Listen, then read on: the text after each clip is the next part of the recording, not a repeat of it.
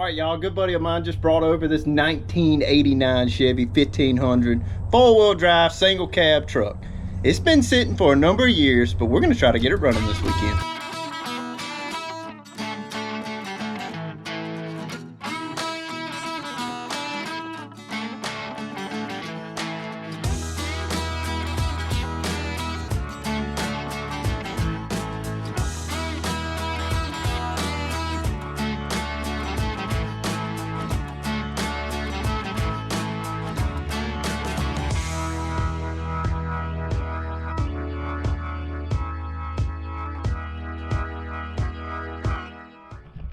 So y'all, this was a good buddy of mine's granddad's work truck, basically. His granddad bought it brand new in 1988 from a little old bitty Chevy dealership in Waynesboro, Mississippi. Look at that.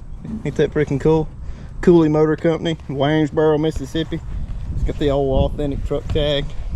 So the story is, my buddy's granddad used this as a logging truck. I mean, this thing has been a work truck since day one. Justin, your granddad, it's my type of dude, working man. This thing, for what he told me his granddad put it through, it has come out unscathed. Now, the paint is a little faded, you know, the roof needs a little bit of touch up, sun's got to it, but as far as being in the woods all its life, I'd have figured somebody would have backed it into a tree at least once or twice, but no, this thing is straight as an arrow, to the fact that whenever he brought it over and I got to looking at it, I want it. So I don't mind working on it. Now, interior, I'll tell you what, but Justin's granddad, he took care of this truck. This truck was his old pride and joy. My buddy told me that his granddad pulled a sawmill with this truck, and he'd run around cutting wood for friends and family and whatnot. So this thing, he'd been working in it. He put some work in it. It's a manual, so that's what I'm talking about. Now, his granddad, he drove this thing everywhere, but what my buddy said, the only place he didn't drive it was to church, because it was a work truck, and he had probably had a nice rig to run up into church and whatnot. Here's the problem with these year trucks. You see that EFI? That stands for electronic fuel injection. And in the 80s, electronic fuel injection was first coming around. So I mean, it was, for what it was back in the day, it worked. It worked pretty good. I can't fault him for that. It does work. I have worked on a couple cars with it and trucks and whatnot that had it back in the day, but as it ages, it stops working good, and it doesn't age well. Now there is parts and pieces you can buy, and you know, you start chasing yourself with sensors, and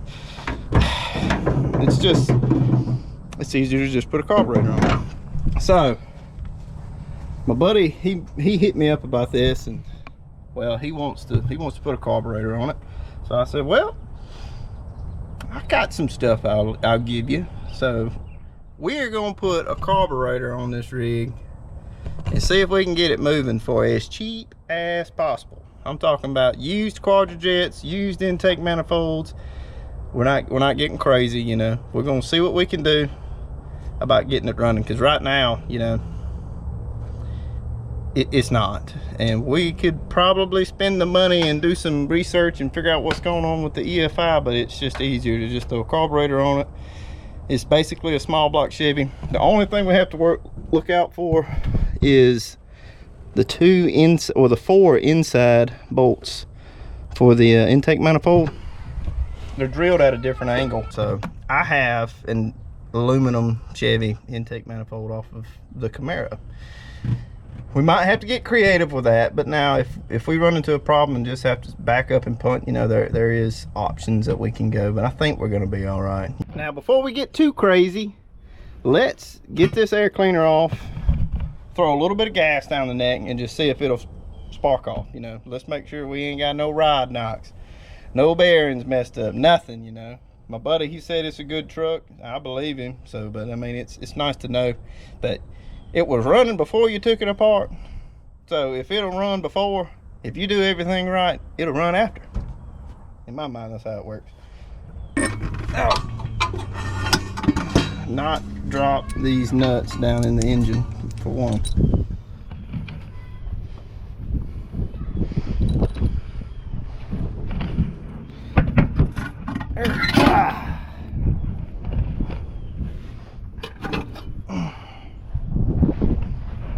I'm gonna put this in a very special place, right there on top of a pressure washer. So here is the infamous EFI that Chevy come up with. You know, I mean, honestly, wasn't a bad design. 2 injectors, you know, high pressure pump. But this was the 80s. Y'all remember computers in the 80s? You remember trying to get on the internet in the 80s? It's horrible. It's bad, really bad. So we're gonna swap it to a chop.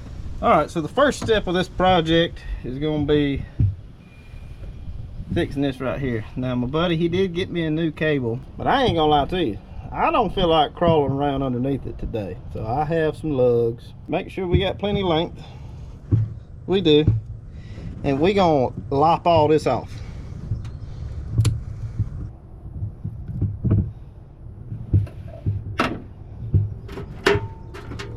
And yeah, we're gonna knock this one off too.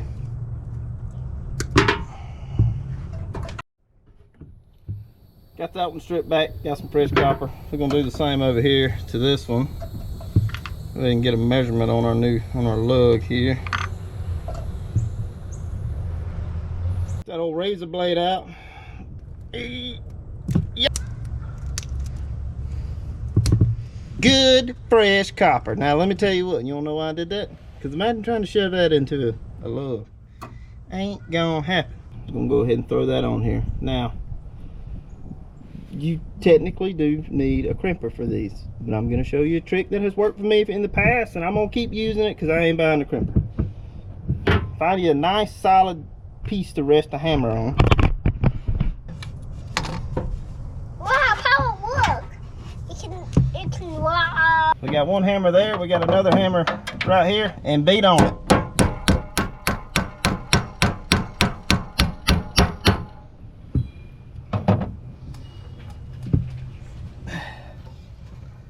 Pinches everything in there nice and tight. Is it the best connection? Probably not, but is it better than a hose clamp? Yep. So now that we got all that done, crimped, it's tight, it's good, y'all. It'll be all right. Went ahead and put a lug on this one too, so we'll stack these.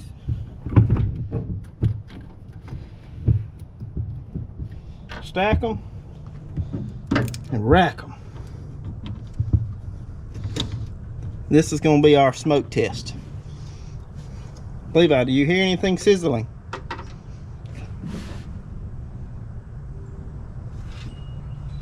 Nope, I'd say we're good. Yep. Yeah, Papa.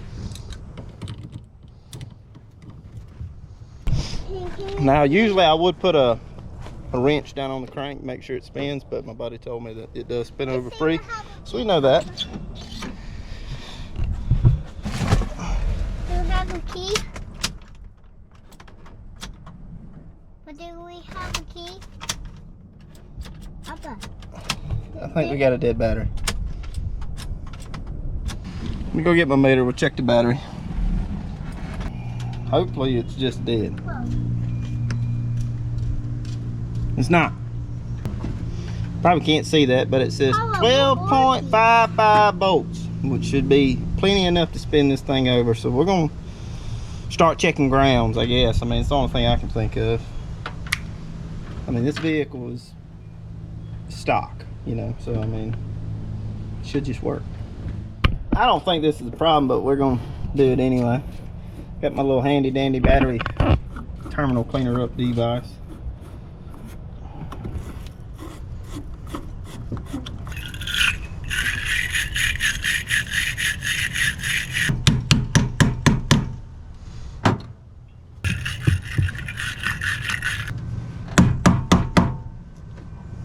All right, let's see if we got some better key action. Maybe some dash lights, something. Yep, check gauges.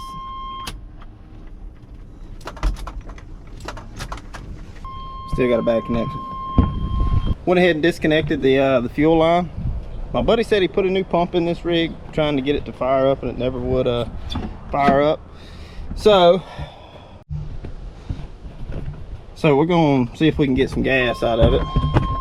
Make sure all that is good.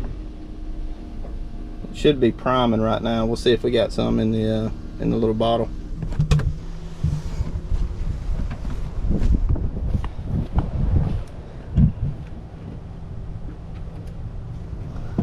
Nothing.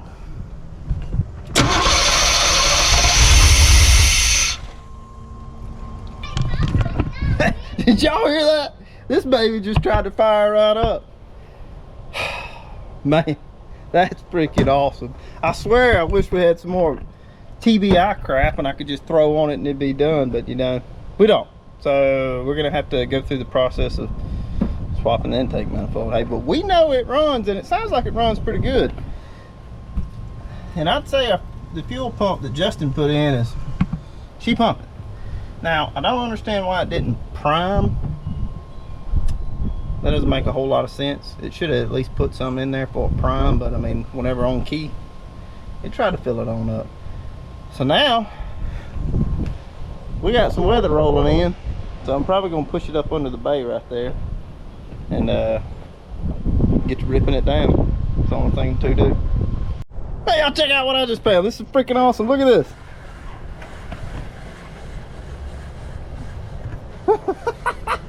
It was forever.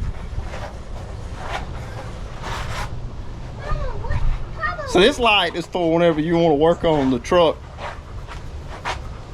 that's like 3 trucks down. This baby has got some length. We're definitely going to make sure this thing works at the end of this. This is freaking awesome. This is little crap like this excites me. Can I have it, Papa? All right, let's retract it. Look at this fancy thing. You can just reel him on in. All right, walk. Freaking cool. See, this is back whenever trucks and cars and stuff was made to be cool instead of refrigerators. Pull it up into the bay. It's South Alabama, y'all. It just comes, it starts raining, then it stops. It's sprinkling a little bit now, but we're to the point now where we got to start tearing it down. We got to get all this mess out of here. I need to roll the engine over to top dead center so I can, whenever I pull the distributor, I want it sitting at top dead center so I can just set the new distributor back in at top dead center, and it'll help me out with timing it. You know, I could just get an eyeball of where it is now and throw it back in and get it close, but it ain't no problem rolling it over to top dead center. So let's do that, and then a montage of ripping old decrepit crap out. I mean, it's pretty bad under here. It could use an upgrade. So find your cylinder number 1. That is it right there. Follow the plug wire back. Cylinder number 1 sitting right there. So now we're going to take the cap off and we're going to spin the engine around until the rotor is pointing at that spot. Check the crank, see where it is. It'll probably be a little bit advanced or retarded, don't know. We just got to get it close and then we can dial the rest in later. All right, so we're about 180 out. I got a 24 millimeter socket. I forgot, these are the days whenever Chevrolet, they made it everything just about metric. So probably some standard stuff, probably some metric stuff. Just don't worry, it's gonna be fun. Let's spin this. I'm gonna spin the engine around off the alternator.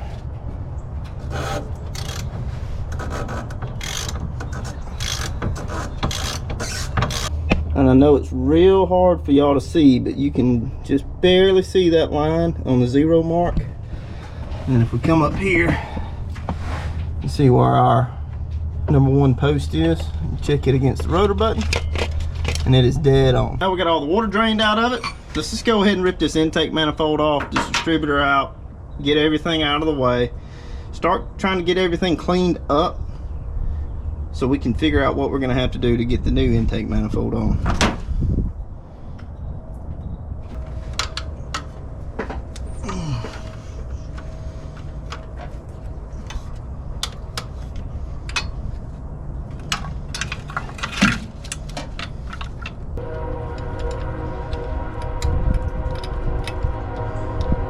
But that was probably the ground.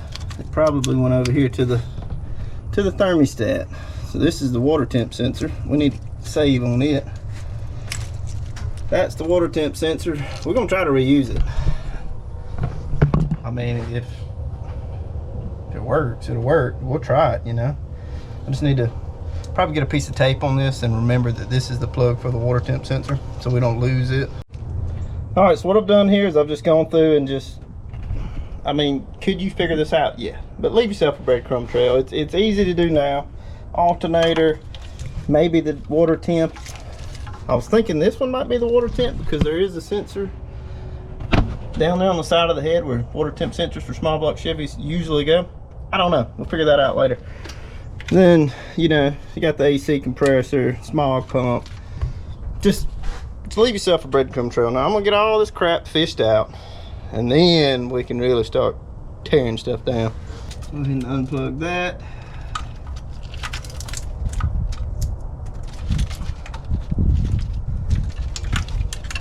Now as y'all can tell, this is not my vehicle, because if it was my vehicle, I'd already have the dikes out and we would be slicing and dicing everything.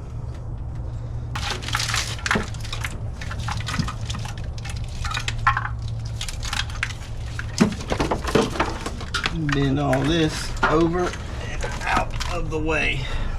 Throttle cable, disco potato.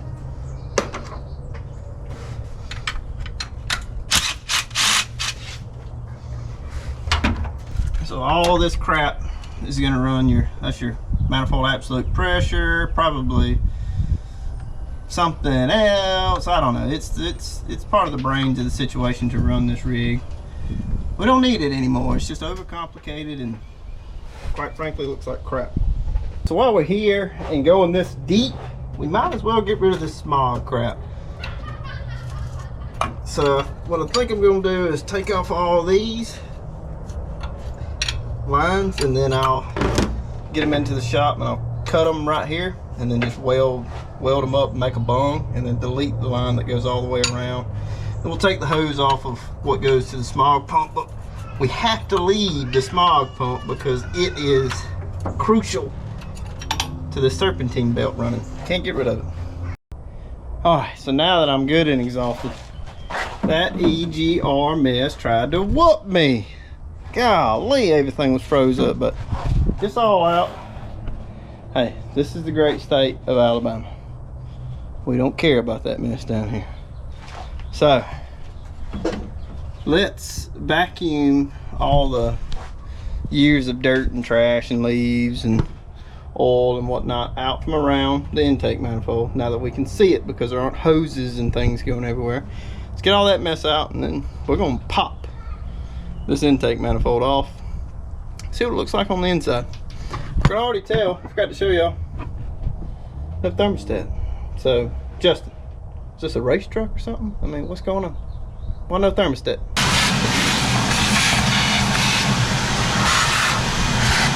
So let's clean up. Let's knock the throttle body off.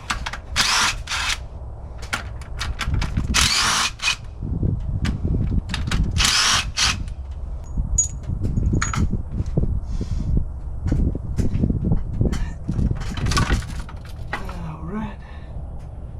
Forgot the return line was still hooked up, so let's just take that.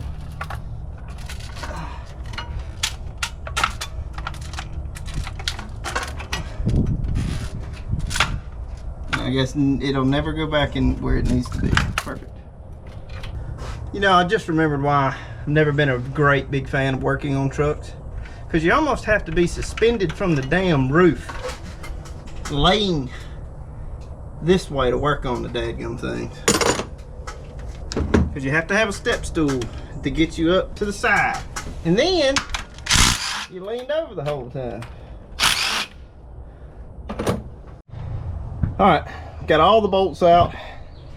Now we've made it to the part of the program where it's one of them OR charts or whatever. Or not OR charts, a yes no chart.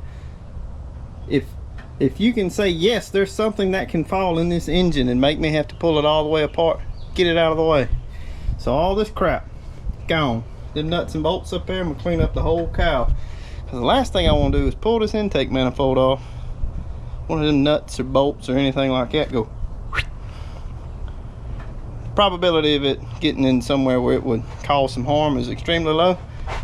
But y'all don't know my chances of things. If it can happen, it will happen to me. Going through, cleaning up everything again. I got the shop back in Aquaman mode. I'm trying to get all the water out of the engine so whenever I pull this intake manifold, it doesn't go whoop, right into the oil passages. Alright, so we just did the final suck job deluxe. Let's see if we can start prying up on this intake manifold. Or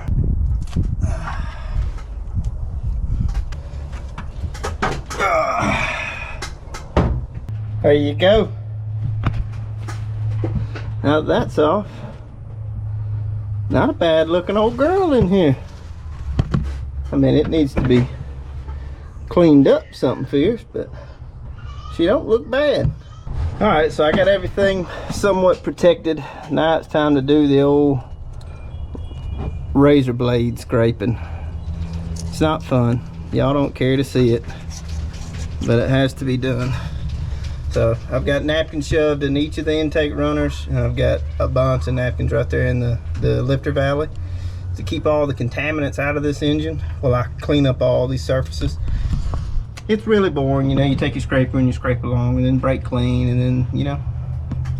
So I'll come back to you whenever it's all clean. Figured out if you take the oil pressure cylinder out, you can get the intake manifold in no problem, but we're gonna have to do a little bit of clearancing on the very front. It's just ever so slightly touching it, and the bolts are, I mean, it ain't much. So I think we're gonna be good. So that's gonna do it for today. I'm gonna get back out here tomorrow, you know, and try to see what I can do about finishing up.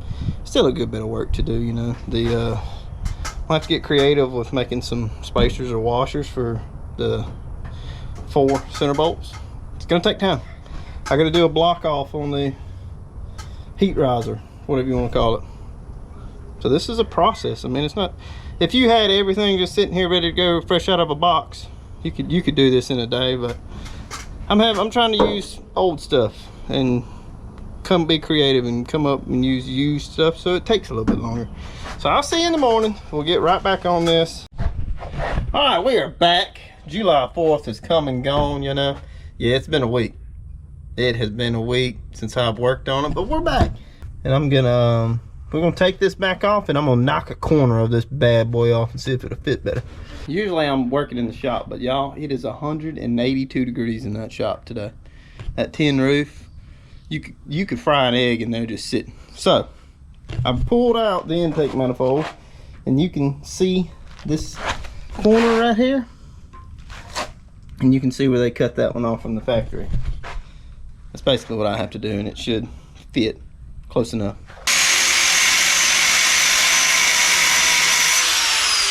Probably went a little bit deeper than what they did from the factory, but you know what? It's fine. It'll be all right. Chunk it back on here, and we'll see if it fits.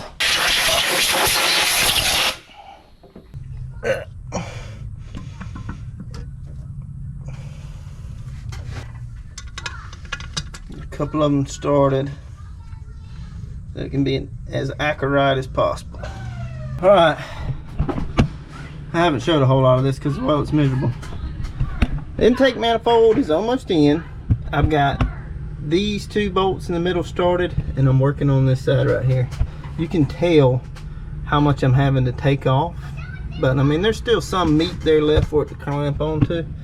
And just barely down there, you can start to see the bolt hole. Now, I know that Elbrock or Holly or somebody, they sell an intake manifold that fits Vortec heads, but this is on the cheap, and this is what I got, so that's how we're gonna do it. We've got all 4 of the center bolts bolted up. Not without a fight, not without a lot of sweat. I am drenched, hot, and tired, but they're in there. You can see, I mean, you probably can't see on camera, but you can just barely see the back of that bolt hole where the original bolt was. I mean, it's just, these Vortex heads are, those 4 metal bolts are different. That's it. This is really all you can do. All right, the way I'm gonna clean this intake manifold up, I'm gonna speed the process up. I got a die grinder with a very, very fine Scotch-Brite pad. Now this intake manifold is aluminum. The Scotch-Brite pad will eat this aluminum if you do go too rough. So very lightly.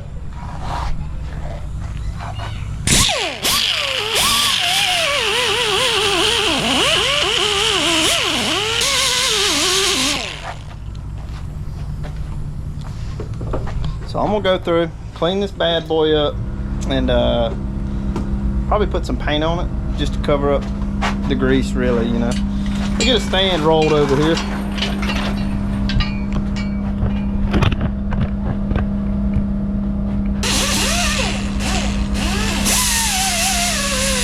We'll clean up real good around where the water jackets were, and that's about it.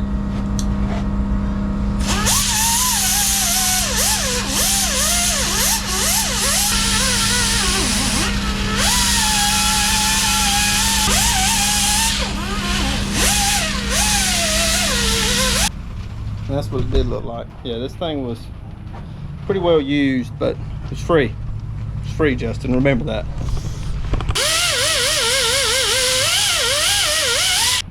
All right, we got all that cleaned up. Put a little bit of tape over all of that, and then we're gonna give her a quick little while we're finishing cleaning up the engine.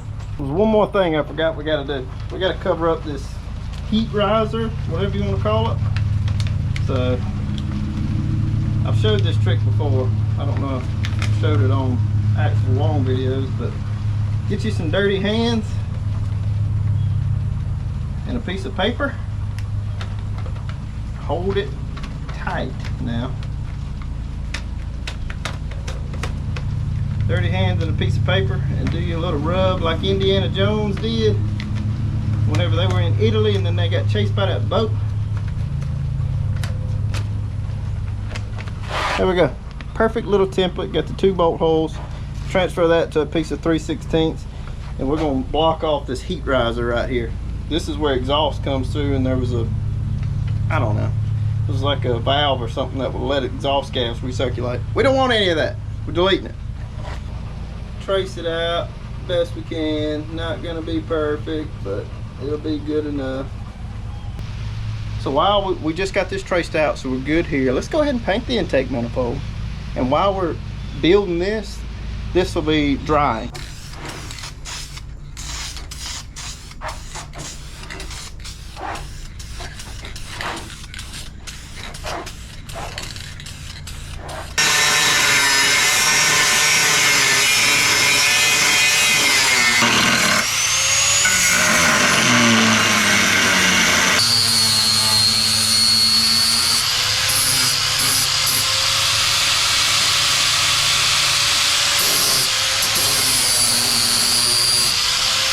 Just laid the template right back over it, put 2 holes right here, and we're going to call this piece done. It looks good enough, you know. Rounded all the corners, cleaned up all the bad edges.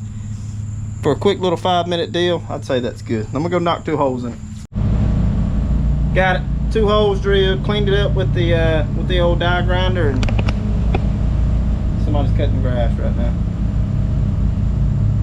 Dang it. Drilled 2 holes. I got some red RTB. Let's go put it on the intake manifold while it's still tacking up, drying. People use it to hold on turbos or whatnot and exhaust manifolds, so it should work for this, I would think. I can't do it with one hand, so let me get you right. I'd say that worked out pretty good. I mean, I could have bought a gasket, yes, but you know, red RTB will do it. People use that mess for just about everything, so I'm good with it if y'all are good with it. I'm gonna paint that little piece of thing black, and then that was thunder. I'll paint this black, and then we're gonna get back to cleaning up the engine portion.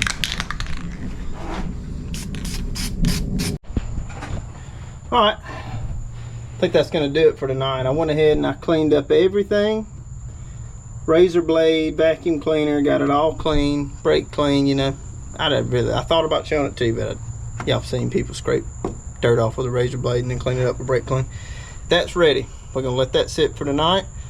Tomorrow after church, got all my bolts cleaned up, got all the grime off of the threads. So tomorrow, RTV the channel walls and drop the intake manifold on. It really needs to dry overnight. It's so humid out here right now. I don't think anything could dry. So we're gonna let it sit and bake in the oven all night long, and it should be hard as a rock tomorrow. All right, y'all, so we're back. Now, it's not Sunday, it's more like Saturday of the next week, and here's what happened. So I was getting ready to do everything, and I started checking my intake manifold gaskets against what was originally there, and they wasn't the same. Now, I did cut out the middle part, thinking that, okay, all I gotta do is cut out the middle part, which we're really not using. You know, it's blocked off, so it'll be okay. Did that, still didn't work. This gasket is too wide. I'd have to cut an 1/8 inch off of it on the width everywhere. And if you see up here, getting pretty close. So I just left it alone. So these gaskets are gonna be more for like just a regular old small block Chevy. These gaskets, if you look up the part number, are really for a TBI, which is tune port injection, which we're not using that. So I went on Summit's website and I picked up these. These are for a TBI 350 or 305, whatever, doesn't matter, they're the same thing. Now, this come with this kit, and Pro was like, we know that everybody's throwing these away, so they just give you a freaking tube of silicone. I'm not gonna use it, I got mine. But let's get right into it. Let's silicone up the channel walls and get these gaskets on here and get this intake manifold on here, finally.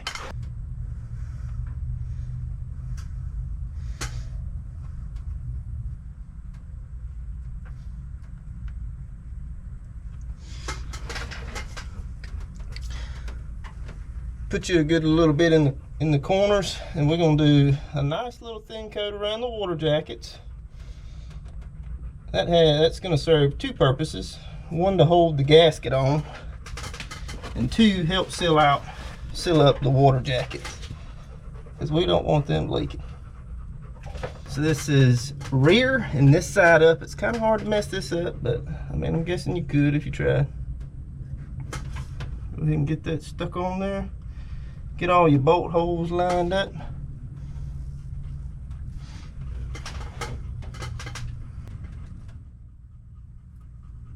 All right, we're gonna let that tack up just a second. Not long, but just a minute, just to let it get it stuck on there, so whenever I go to throw the intake manifold on, I don't push them. Now you wanna be gentle with this. We're not just trying to throw it on. You need to get it hovered over where it needs to be and drop it right down.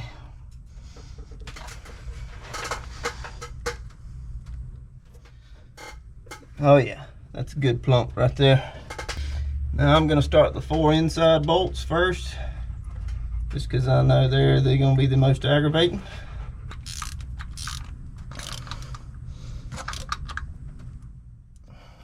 This is what I call that old crisscross applesauce. All right, now we got to install the oil pressure cylinder, and since we're working next to a giant gaping hole into the engine, put a piece of tape over it. It only takes a second, and it'll stop you from dropping something down in there that, well, you've got to take the whole engine apart to get back out. Covered that little hole for the oil pressure cylinder with a napkin. Take that out. Now, you could use Tef tape on this, but I got some old pipe dope. It works just as good. We used it at the paper mill I worked at for just about everything, and well, it'll hold up to steam and oil and whatnot, so it'll hold up to whatever this engine's gonna put to it. Go ahead and start screwing this bad boy in. Take it another round or two, get it nice and snug.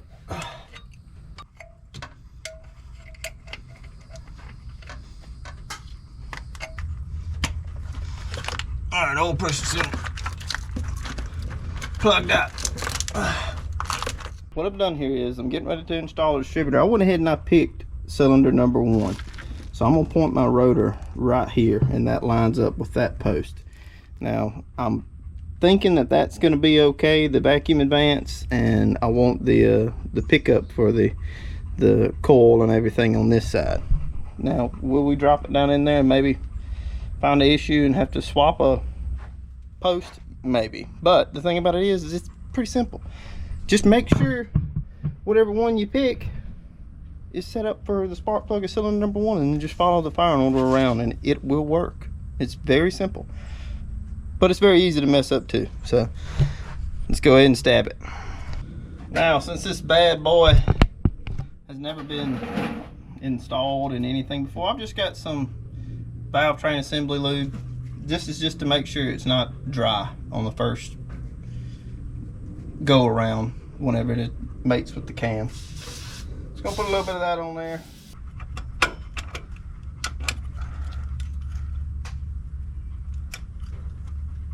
There it is. Plenty of moment to advance it or retard it if we need to. So I think we're gonna be good. All right, so we made it to the point now where we need to finish filling up the engine, and well, it needs a carburetor. And this is the carburetor I've donated to this said project. It's an old Quadra bog that come off of an 88 Camaro. Yeah, I think about an 88 Camaro. It was a 305, so we're gonna give it the old rebuild. Yep, just clean it all up. Got a couple cans of this. We're just gonna spray all the gunk and crap off of it, get it somewhat cleaned up so it looks halfway presentable on the truck. It'll get it putting around, and that's what he wants. Plunk. Ah, hello there. Yep, we're back for another weekend, and so I figured I'd start today changing spark plugs. Now, normally I try to get things running on the old spark plugs, but this is my buddy's truck and he wanted me to put new plugs in it, so that's what we're gonna do. I just went through and gapped all the plugs to a cool 37 thousandths. I just googled it, first post, scrolled down, guy said what spark plug gap should be. Put my faith in him, blind faith.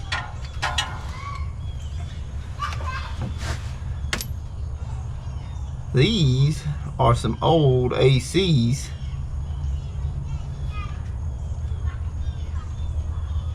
Not a bad looking plug. I mean, honestly, you could rerun these. A little bit fuel foul.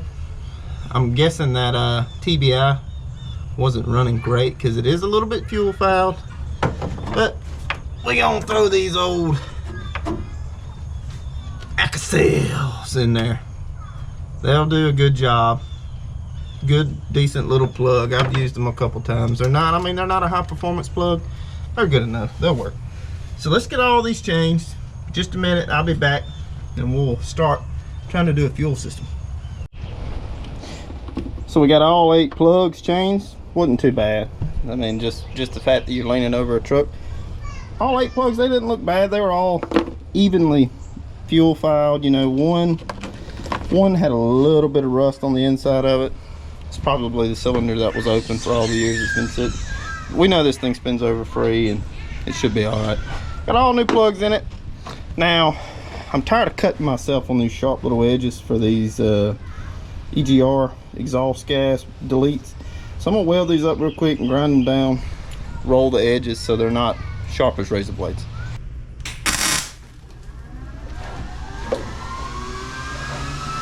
A little bit too hot.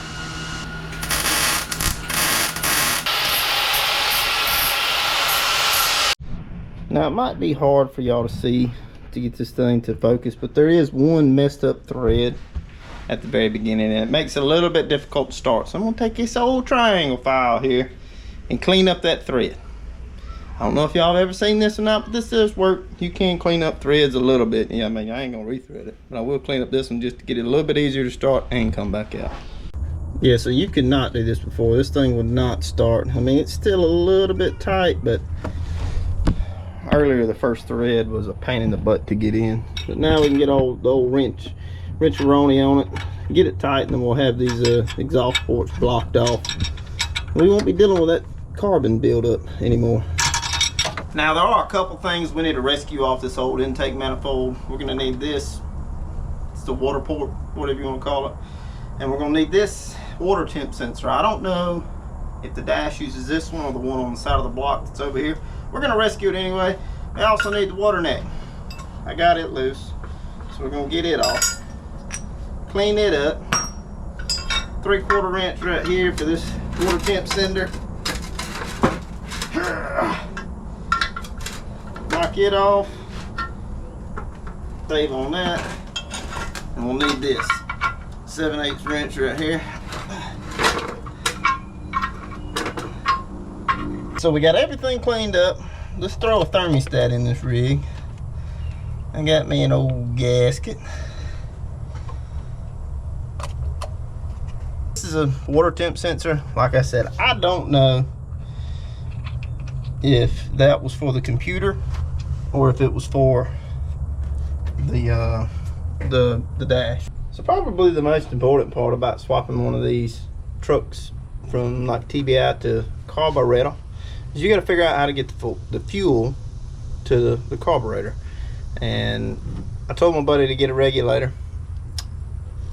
Now he might have bought the cheapest regulator he could get, but you know what, it is what it is. I understand. So we got to mount this, and then we got to start figuring out fuel lines. And now the old setup was hoses with O-rings, so we're gonna have to get creative, but we'll figure it out. So let's go ahead and mount the regulator and get started on that. Now what I've done here is I just self-tapped it, and really and truthfully that was just to set where I wanted to put my nut certs. So I got an M4. Yeah, we're putting metric on here. Got an M4, and we're gonna drill this out so we can get the nut cert in. The cheapest rib nut inserter tool known to man from the old Amazons. Put it on there flat and paint. Got our 2 rib nuts installed. Now let's put the bracket that holds the regulator on. Go ahead and get it tight, and then we're going to start trying our best to figure out this fuel system. Carburetor feeds from this side. All the lines, the hard lines, come up on this side. Now, could we swap sides with the regulator and try to get fuel lines on that side? Possibly, but I'm just gonna try to put a U in it, you know, and hope for the best. It should be all right, and if not, you know, we'll change it. The rib nuts, we'll put some more over there, and it doesn't look too bad. So what I'm gonna do, this is my plan. I'm gonna go under there and I'm gonna take the hard lines off. They're not hard lines, they're braided lines. I'm gonna take them off, or take the return off, and I'm gonna cut it.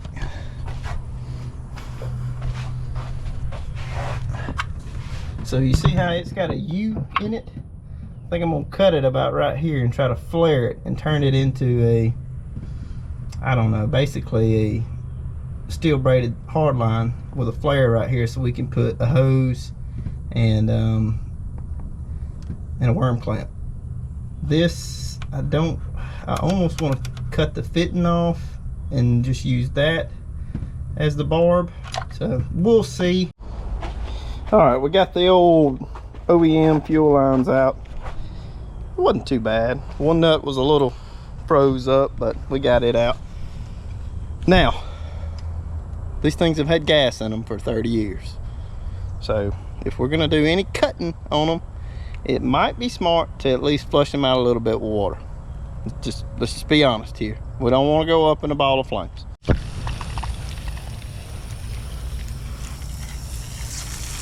You're gonna put that on there and let it cook for a minute. Just clean out all the old gas. Let's just do something. We'll figure out what happens.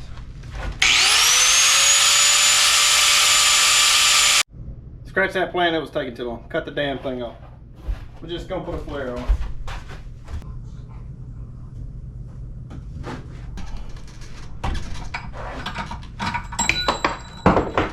Pretty decent little flare. We'll take the flat disc to it and clean up the hard edges. Other than that, it'll be fine. So here's your crash course in making AN lines. Yes, we're gonna have to make a couple AN lines to get this regulator in. Now, here's the difference. Here's a stainless steel braid AN line, and you see what happens to it.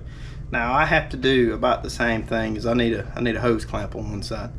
Now this full stainless steel braid, it flares out and turns into a disaster. Don't do that.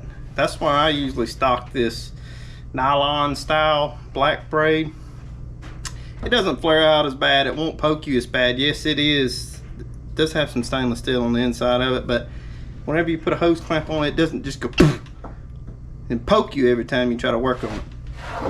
So now, this is just some crap I had left over. Yes, Justin, I did not use the AN line that come in the box because it was stainless steel and I don't like it. So first step of making an AN line is, this is an old line, so I had already cut it so you can see the blue tape. That's just to keep it from fraying. So you got your nut, or whatever you want to call it. You need to put that on there. Push and twist, push and twist. It's gonna be hard for you to see. Actually, it's impossible for you to see. But you push this hose and the braid all the way up until it hits a little shelf on the inside. That's your stopping point. Now, what I like to do, don't use soft jaws because they're too expensive. No, I wish I had some. It's aluminum jaws so you don't mar up the side of your nut and everything. Put that in a vise. Get your fit. I'm having to use a 90 in this occasion. Lubricant. It needs to be lubed up a little bit because it's rubber.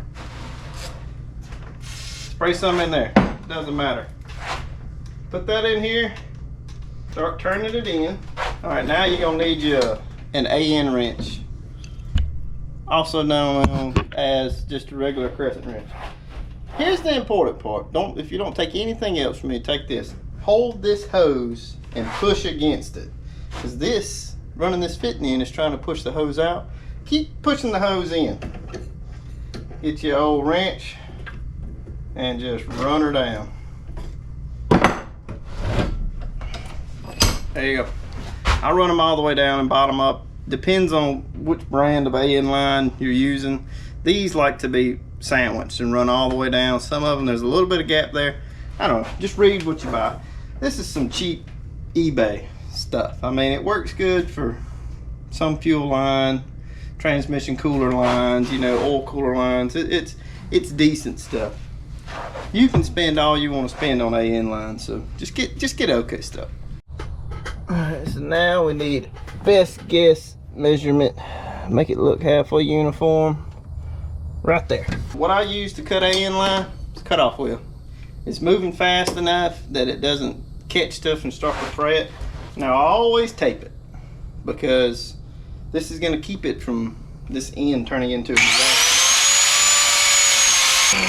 There we go. Now, if we had to put a fitting on this side, we could go ahead and throw a fitting on. We're just going to put a hose clamp. It'll be alright. Don't miss this step. Clean it out. Get you some brake clean. Spray in there, clean it out. That's got some metal in it, some rubber. You don't want that getting into, well, usually when you use this crap, you're using it for injectors and whatnot, but you don't want that in there, so just clean it out. So the fuel system is done, kinda. We need to set fuel pressure. So I've gone through and figured out what two parts we need to put together. So this is a constant 12 volts, and the middle part of this plug is what goes to the fuel pressure relay.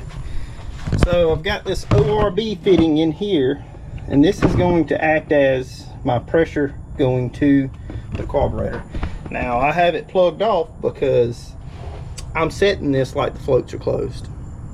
So you don't want to set it open because your pressure is going to be off. Now this is plugged off because it's acting as the needle is closed.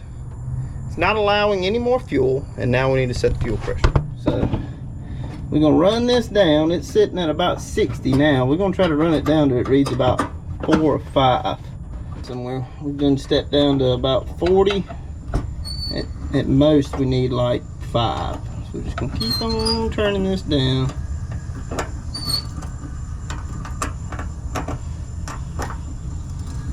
$20.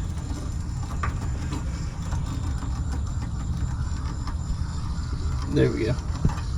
That's about 5.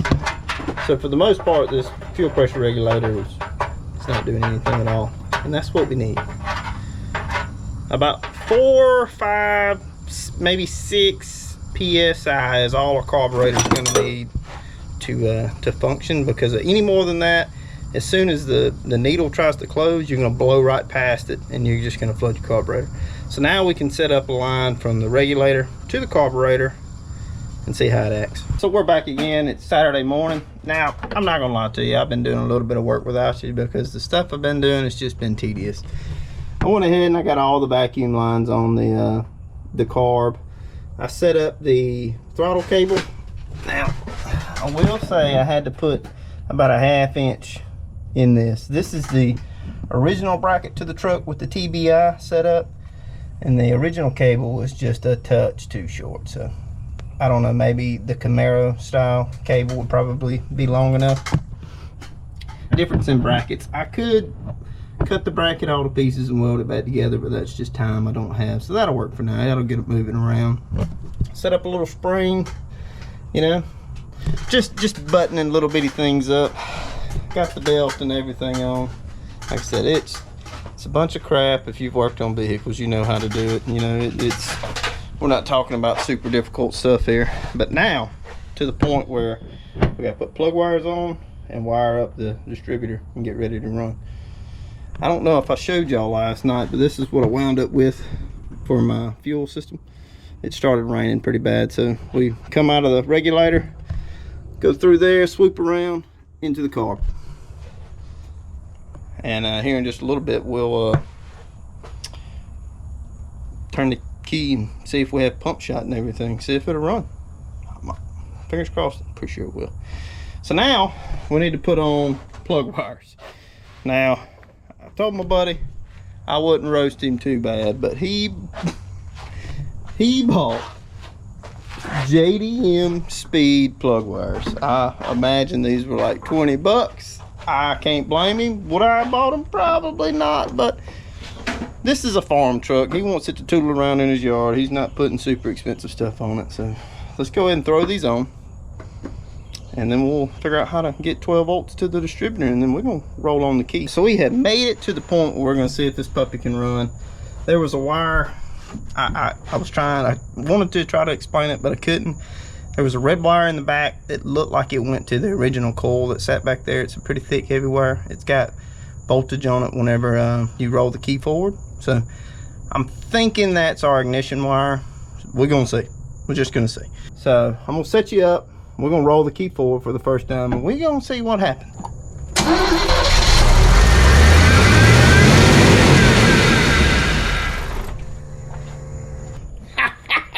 Yes!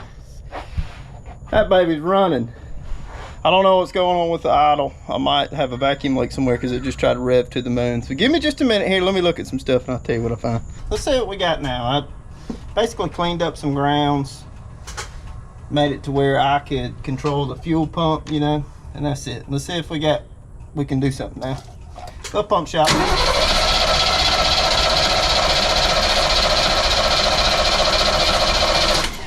Let me turn the key on. Almost.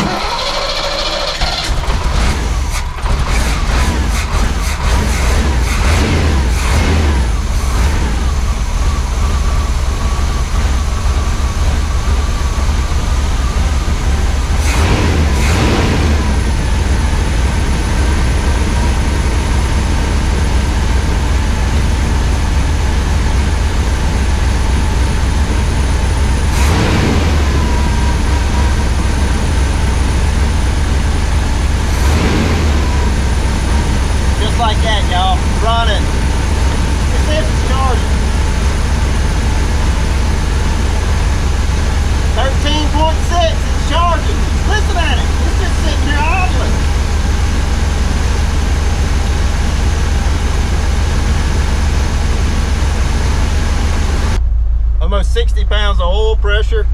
We got about a half a tank of gas. Thermostat hasn't started working yet. I just filled up the cooling system in preparation for this, so I don't know. Looks like it sucked down some.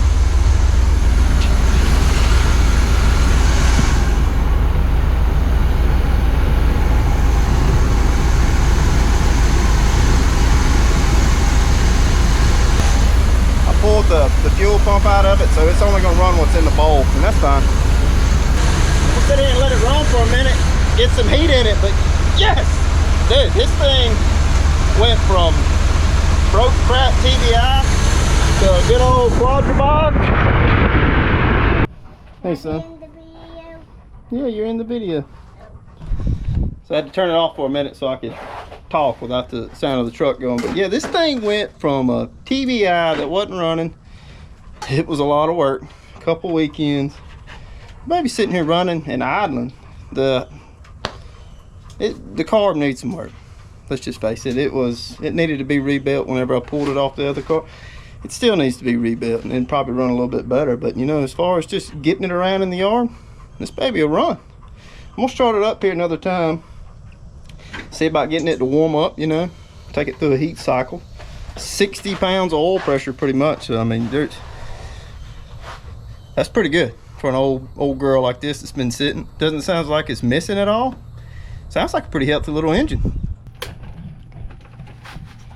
I like it. Well, we'll probably just work on an account, and we just had a jungle gym.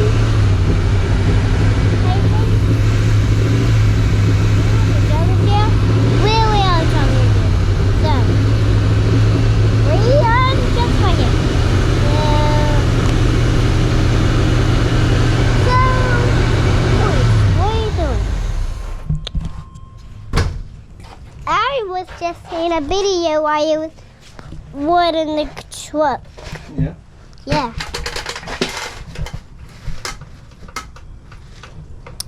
So, yeah. Well, I'm just looking back. Good running truck, y'all.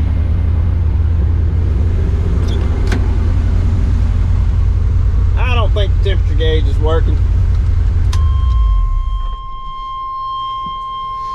That's something we can figure out at a later date. Let's see if it'll start off the key. Just like that.